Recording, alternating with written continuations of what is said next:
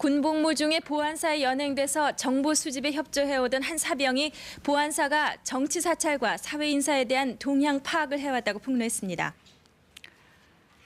네, 1990년 세상을 떠들썩하게 했던 국군 보안사령부의 민간인 사찰 사건입니다. 이 당시 군 조직 보안사가 정치인, 사회 인사까지 사찰했던 사실이 알려지게 됐죠. 그 보안사는 국군 기무사령부로 이름까지 바꾸고 민간 자료는 안 보겠다고 약속했습니다. 이번 정부에서는 방첩사령부로 이름을 바꿨는데 민간인을 다시 사찰하게 되는 건 아닌지 우려가 나옵니다. 방첩사의 직무 범위를 넓힌다는 내용의 시행령이 법제처 최종 심의에 올라 있는데 정보 수집 대상에 민간 영역이 포함됐습니다. 이유민 기자의 단독 보도입니다. 국군 방첩사령부의 시행령 개정 최종안입니다.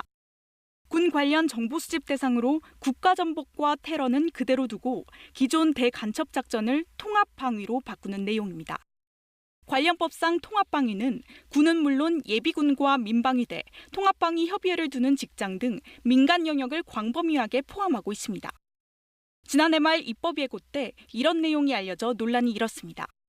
넓어진 업무 영역, 직무 영역에 대해서 좀 명확하고 구체적인 법적 근거를 마련해야 될 필요가 있어서.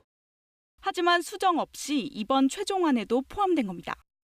불필요한 정보들을 캐내고 민간에서 벌어지는 일들을 사찰하고 수집하고 이런 것들을 이제 합법적으로 할 수 있게 하는 독소 조항.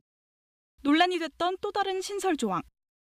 방첩사의 사실 확인을 위한 정보 수집과 작성, 배포 등을 요청할 수 있는 기관으로 중앙행정기관의 장을 명시했습니다. 야권을 중심으로 우려가 나옵니다. 대통령실은 물론 각 부처 장관들이 방첩사를 통해 정보를 수집할 가능성이 있다는 겁니다.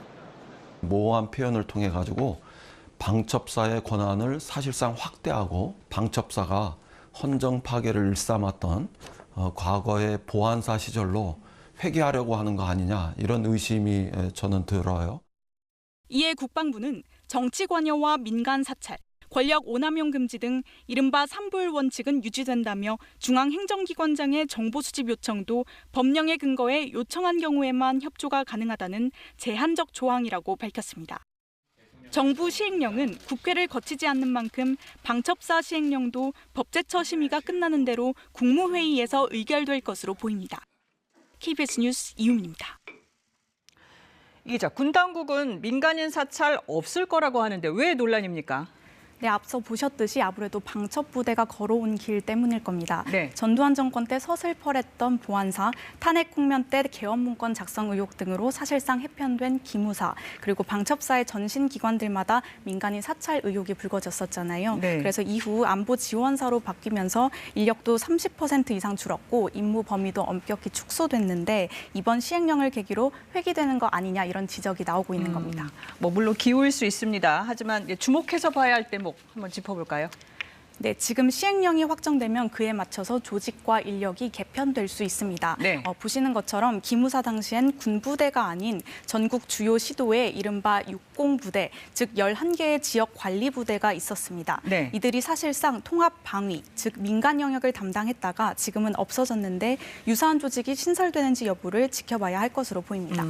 국방부도 그런 우려를 반영해서 입법 예고를 한 뒤에 일부 수정까지 했다는 거잖아요.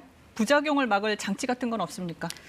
네, 우선 취재 과정에서 국방부 입장은 단호했습니다. 네. 직무를 벗어난 민간 사찰, 이른바 3불 원칙은 절대 없을 거라는 겁니다. 3불 원칙을 지켜서 그 행위를 하지 않겠다는 건데요. 네. 또 중앙행정기관장이 요청할 수 있는 정보도 군 복무 당시 같은 군 관련 정보에 한정하는 것으로 규정도 다시 고쳤다고 했습니다. 네, 국방부는 뭐 과거에 그랬으니까 앞으로도 그럴 거다, 이렇게 예단할 필요 없다, 이렇게 설명하는 거죠.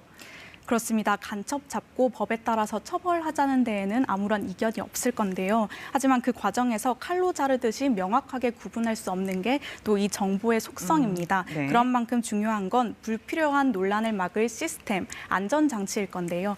별도 지침을 만들거나 내부 규정을 만들어서 모호한 개념을 확실하게 구분짓는 것도 방안이 될 것 같습니다. 네. 또 방첩사 업무 특성상 언론이나 시민사회 감시가 쉽지 않은 만큼 국회 차원의 적극적인 감시도 필요해 보입니다. 네, 여기서 정리하죠. 이유민 기자, 잘 들었습니다.